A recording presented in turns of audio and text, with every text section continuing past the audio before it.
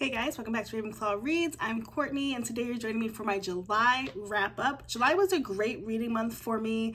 I believe I read 15 or 16 books this month and I picked some really great books. I had quite a few Babysitters Club books, which was fine by me. I really liked chunking some of those out. There's a lot of good releases that happened in July and I tried to keep up with those as well. And overall, I just really enjoyed what I was reading. As I was preparing for this video, I usually take notes prior because I never remember what happened in the books, and I was like, wait, I actually remember every one of the books that I read this month, so that is a win. July was also a great month because I met my Goodreads reading goal this month. So my goal was to read 100 books this year. I knew that I would surpass that, but if you've been following me or you were here towards the end of last year, the way I do my Goodreads is I make a goal that's attainable, so then I can surpass it, because if I have it lingering over my head or it's not attainable, then it just kind of frustrates me. So I knew I would reach it early, and now we're gonna see how far I can go from there. Last year I read like 213 books, I want to say, or 211, somewhere around there.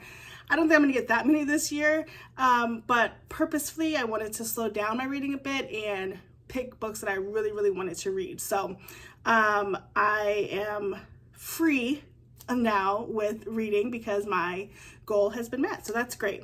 What else happened this month? I think that's pretty much it. Like I said, lots of new releases. Really enjoying what I was reading. So I will say, if you are a returning subscriber, thanks so much for returning. Don't forget to turn on post notifications so you know when I post. I try to post Thursdays and Sundays. Thursdays can be a little bit shaky, but always Sunday.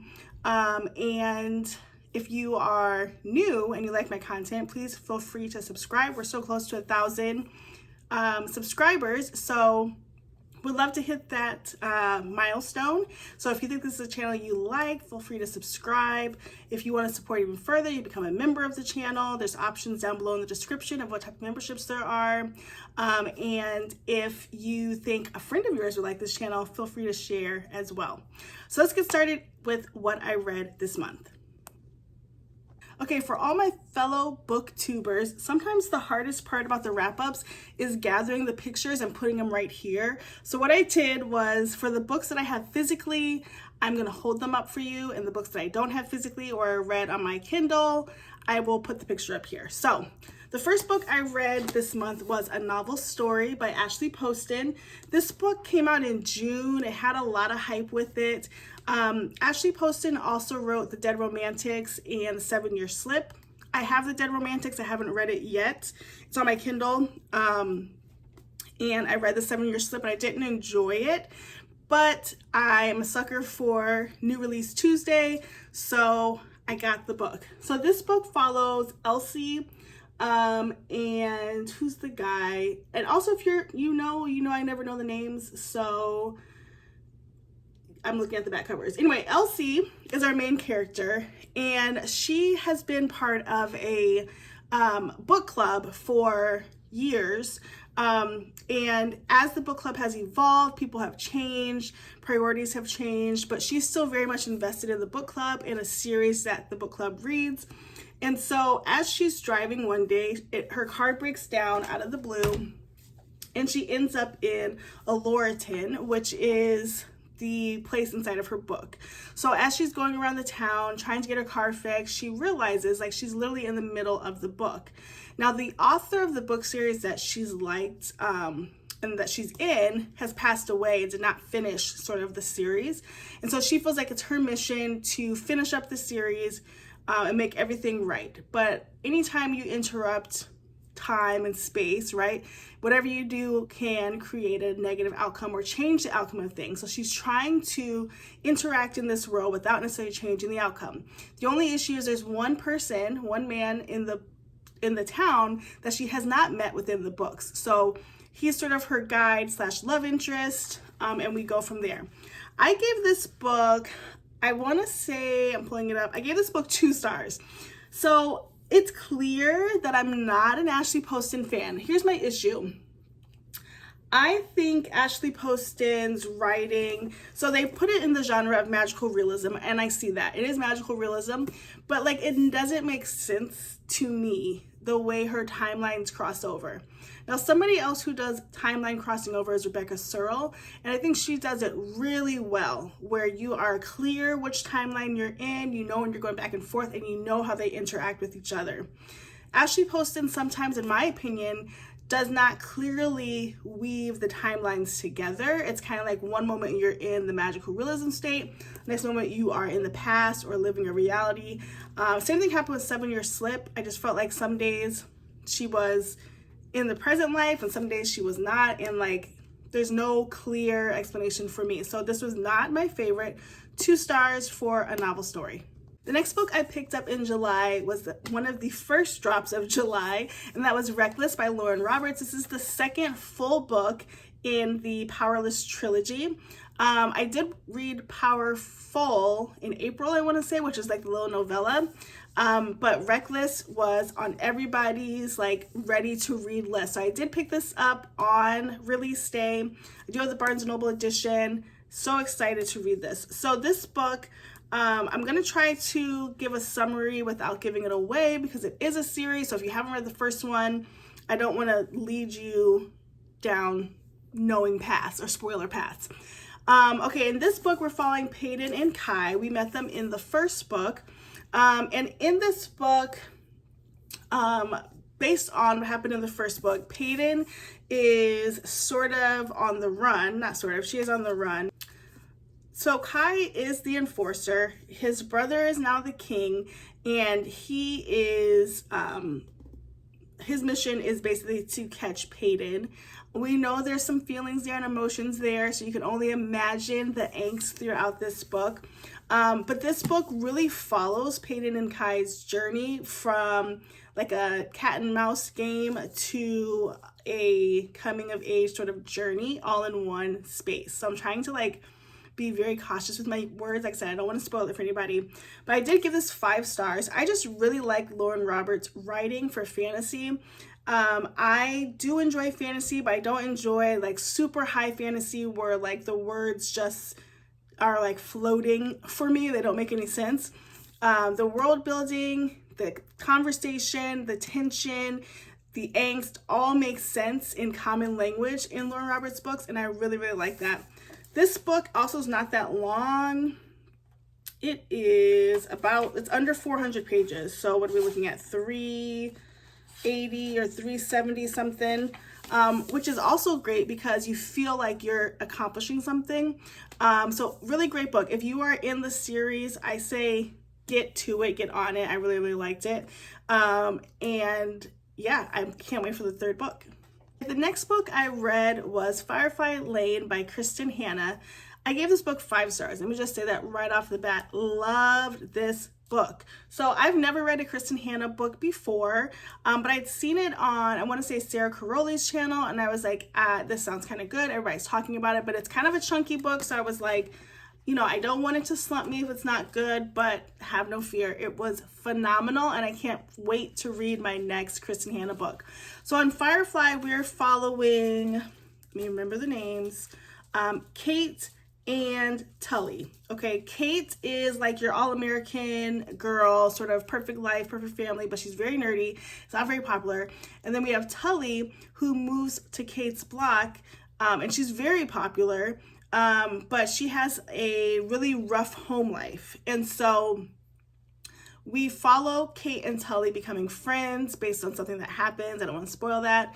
And from there, they are connected. So this book starts in 1974 and it progresses over the years. And so as we watch their friendship evolve, we watch Tully be very outspoken and very much standing in her own power. And sometimes that causes Kate to follow Tully and not necessarily stand in her own power. So we kind of watch that evolution of how does Kate start standing to her own power.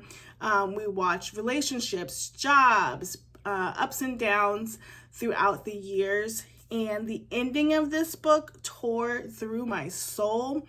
I've never, and I said this on my vlog when I read this, I've never cried with a book. I can honestly say I've never cried with a book until this one. And the reason I don't really cry with books is because I can take myself in and out of it. But when I got to the last of the pages, done. I ripped my soul open. I couldn't. But it was very, very well written. It's long, right? So there are parts that are kind of like, okay, let's just get to the getting. But it was still a 5-star for me. Outstanding. I recently just picked up The Women from Book of the Month Club as my add-on, so I'm looking forward to reading more Kirsten Hanna books, but I highly, highly, highly recommend this book. Now, I don't want to spoil anything, but I will say I'm not going to go to book 2 because there's 2 books in this series, because book 2's plot line does not interest me, but a phenomenal book. Read it.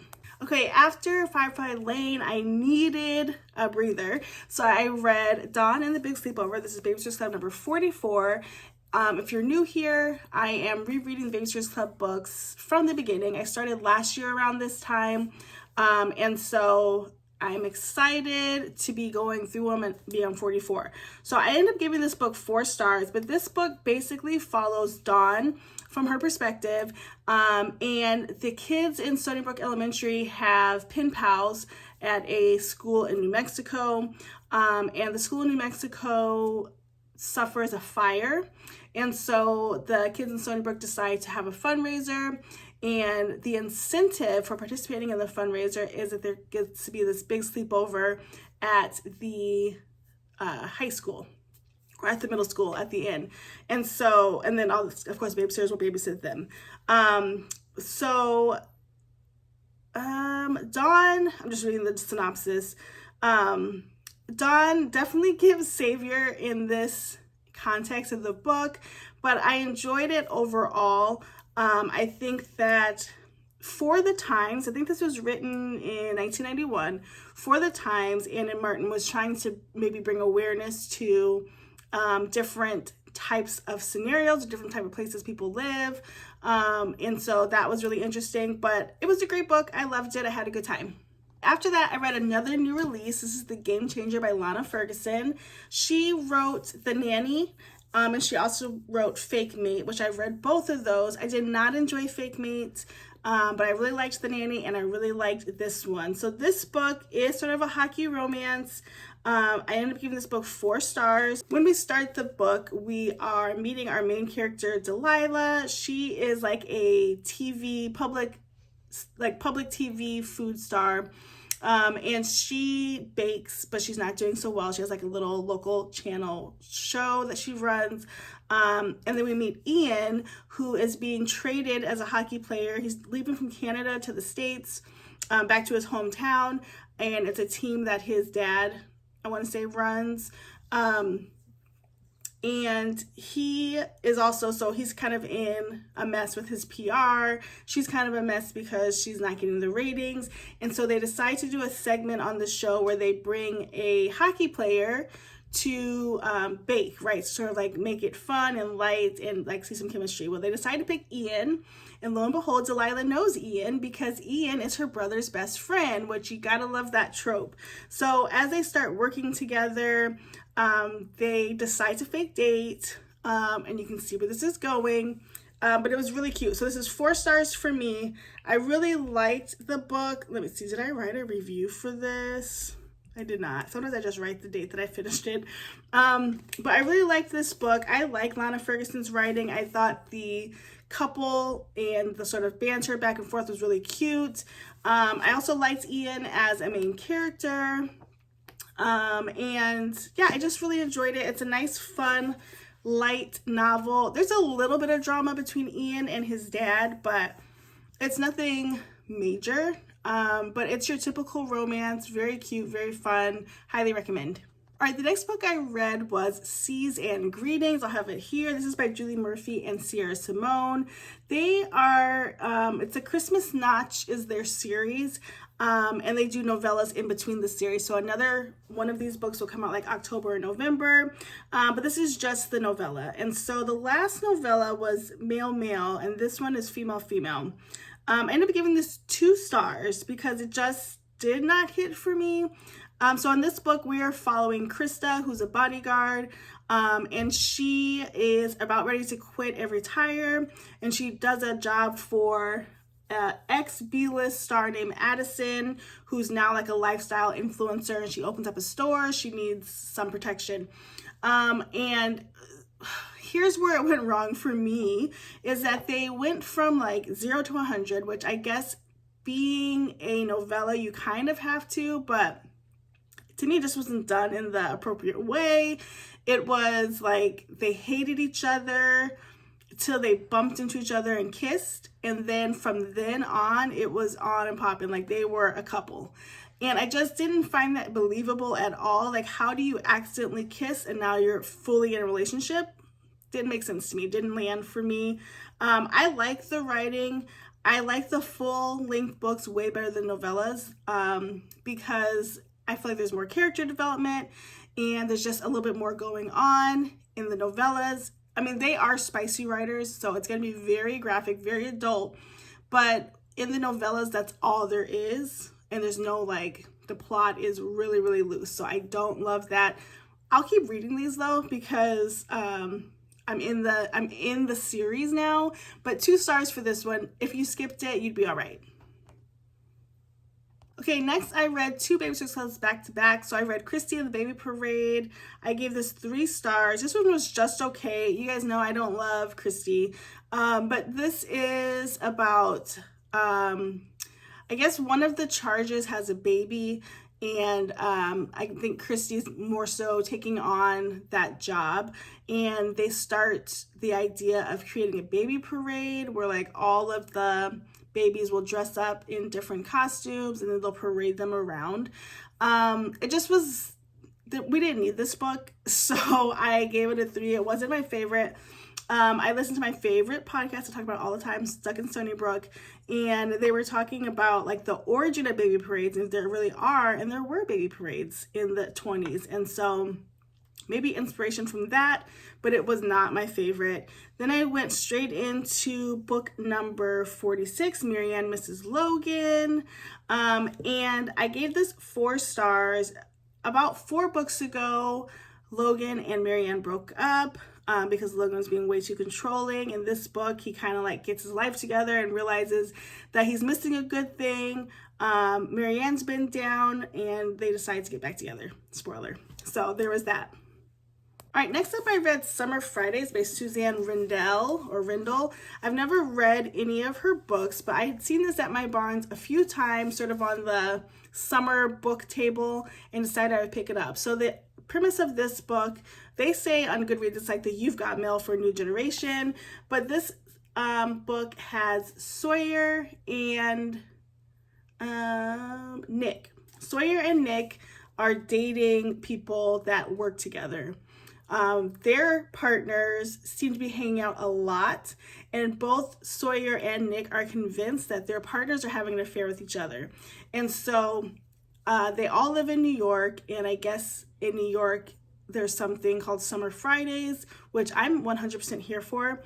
But basically during the summer, and I saw this on TikTok too, some jobs will give you like every other Friday completely off, or you work a half day every Friday. In this book, they work half days every Friday. So what they start doing, since their partners are not around, is that they start going and hanging out, which then evolves into sort of feelings where Nick has for Sawyer.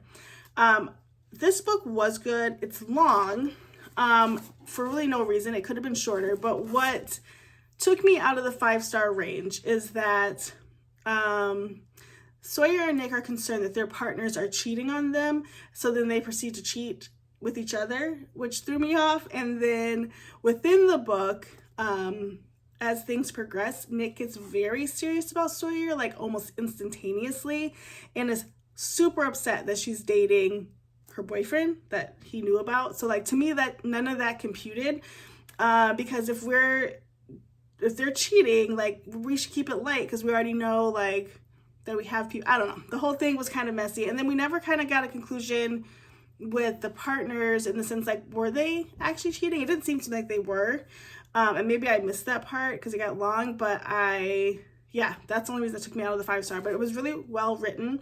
I do recommend this book, and let me know if you read it what you think about like the obsession that Nick has over Sawyer. The next book I read was Babysitters Club Super Special number 6, because as I'm rereading the books, I'm reading all of them in publication order, including the super specials, but not the mysteries. And so in this book, this is New York, New York. It's one of my favorite books from when I was a kid. In this book, all of the Babysitters Club girls go to New York. Stacy, his father lives in New York. And obviously she's from New York, so they all go stay up there for a couple weeks. It's really interesting because I believe Dawn and Claudia stay with Stacy and the rest of the girls stay with Lane, which is Stacy's friend, and she has like this big mansion sort of penthouse apartment that her parents are never there at. So as they're in the city, they each kind of do different things just to highlight. There's shopping, there's babysitting, there's art lessons. I think Claudia and Mallory take art lessons, and Mallory is kind of better or getting more praise than Claudia, so that becomes an issue. Dawn like loses her mind in New York and is like totally afraid of everything happening in New York, which is so crazy to me. Like, I don't know what Anna Martin was trying to like convey with that. And I don't know if this one was ghostwritten either. But it just, yeah, it just didn't make sense that she was so scared. She wouldn't even leave the house. And she was like cleaning Stacy's dad's house, and Stacy's dad was like, what's up with your friend? Is she all right? Is she good? And then another standout of this book was that Jessie was taking ballet lessons and like doing her dance thing, and she meets a boy, and they instantly start like almost dating, and like she goes to his house. She's 11. She goes to his house and like hangs out for the day. And as a mother of a girl who's going to be 11 in about 20 days, no, you're not. You're not going to a boy's house at 11 and hanging out. But Jessie did in a different city, and everybody was cool with it. It was kind of, that threw me off. But 5 stars is entertaining. Whenever there's some things that throw me off or don't make sense, it's given 5 stars because it's so unbelievable that it becomes hilarious. The next book I read was another new release this month. It's called Not Another Love Song by Julie Soto. Julie Soto also wrote Forget Me Not, which I really enjoyed. This book follows Gwen and Xander, and they are both in an orchestra. Xander has very personal connections to the orchestra, and he's giving Nepo Baby, and Gwen is an up-and-coming sort of young violinist who is being offered first chair in their orchestra. As I'm talking about this, kind of reminds me of like a Showgirls plot where like she's kind of new to orchestra in relation to other people, and she takes over first chair for somebody who's been there for a while, and all of it is because of the look, right? They want to draw more attention to their orchestra, and they want more people coming in, more people spending money. So Gwen's this young, beautiful violinist, and they decide to put her up front. But she has to work with Xander, who has different aspirations. He wants to have his own band, and he's kind of left the orchestra a bit, but they woo him back in, and Xander and Gwen begin working together to make music and make the orchestra popular. And as they go from enemies to lovers, we get the romance plot. So overall, 4 stars. I thought it was pretty good. The underbelly plot, like the B plot with all of the family drama, I don't know. I don't think it was necessary. I don't know where we would have went without it, but I also don't think it was necessary. But still a good book. I think Julie Soto is a great writer, and so I recommend this book as well. Okay, after this, I read book number 47 of the Babysitters Club about Mallory on Strike. I gave this 5 stars. I told you I read lots of Babysitters Club books this month. And this book follows Mallory, who obviously she's one of 8 kids, and she is being put into this parent role lots in this book. She enters a writing contest, and she wants to spend time really fleshing out her idea and writing something, and she's unable to do so because her parents are asking her to do everything with the kids. So she kind of goes on strike. She stops babysitting for a while, and she refuses to do anything at home. And the Pike parents somehow figure it out. They start hiring babysitters, and like treating Mallory like a child. And so I appreciated that. I'm so against parents that make their kids parents. It just really aggravates me. So I was like, what is going on in this book? But I'm glad Mallory stuck up for herself and all went well. So it was all good. Then I decided to read Betting on You by Lynn Painter. This is my second time reading this book, and if you are following my vlogs, I have changed my stance on rereading books. I think it's important that you just read what you want to read without all the rules, and I'm allowing myself to not have all the rules, and it's been great. So I decided to read Betting on You again because I really liked it the first time, but I couldn't tell you at all what it was about. Sometimes when these books come out, you've been waiting a year to read from this author, you read it, and next thing you know, it's over. And so I wanted to really like go back into it and read the book, and I ended up giving this 5 stars. I really, really love this book. This book follows Bailey and Charles, who meet on a plane, and Charlie is kind of obnoxious. Did I say Charles? It's Bailey and Charlie, but Charlie's kind of obnoxious and Bailey is just not having it. She's pretty straight-laced. Anyway, a couple years later, they run into each other. They live in the same town, and they start growing close through some bets that they make. So both of their parents are divorced, and both their parents are dating people they don't like. And so Charlie offers to help Bailey by annoying her future stepfather, right? So he comes around a lot. He's kind of obnoxious to the stepdad, in hopes that Bailey's mom and the new guy will break up. Well, in doing that, obviously they start spending lots of time together. He takes her to some parties and romance ensues. Then they have this family vacation that the new stepdad pays for Bailey and her friend to go, but the friend can't go. She gets grounded, and then she just decides to invite Charlie, which is so random. And the parents allow it. They're mad, but they allow it. And then they have some more like forced proximity, needing to hang out. 5-star book. It is young adult. It is 300 and something pages. 400 and something pages. But it is really good. Does it get long? Yeah, it does. But it's really good, and it was definitely worth the reread for me. I'm also anxiously awaiting her next book, which is not another movie, or nothing like the movies. And so love Lynn Painter. Loved rereading this book. It was a time. Then I read my last Babysitters Club book of the month, which is Jessie's Wish, book number 48. And in this book, we see Jessie stepping up to volunteer at a sort of after-school program kids club. Her sister's kids club is going to be closed down because one of the volunteers has to leave. And so Jessie takes it upon herself to suggest that everybody take a pause on babysitting and just jump into a volunteer project. So everybody volunteers somewhere, but the focus is really on Jessie as she volunteers in this sort of after-school space.